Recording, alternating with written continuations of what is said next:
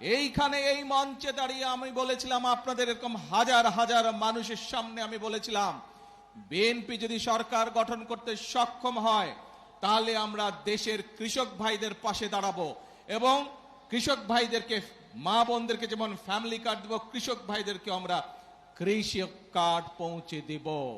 প্রিয় ভাই বোনেরা, সেই কাজেরও বাস্তবায়ন আমরা শুরু করছি পর্যায়ক্রমিক ভাবে।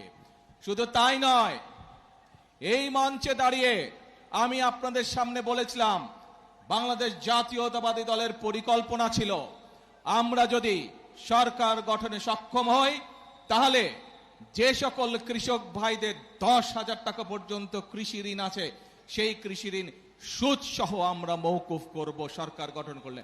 ইনশাআল্লাহ আল্লাহর রহমতে আপনাদের দোয়ায় সেই কাজটিও আমরা সরকার গঠনের প্রথম 10 দিনের মধ্যে ইনশাআল্লাহ সম্পন্ন করেছি, যার ফলে সারা বাংলাদেশে 12 লক্ষ কৃষকের ঋণ মওকুফ হয়ে গেছে সুদ সহ। প্রিয় ভাই বোনেরা, বগুড়া সহ আশেপাশের অনেকগুলো অঞ্চল কৃষি প্রধান অঞ্চল।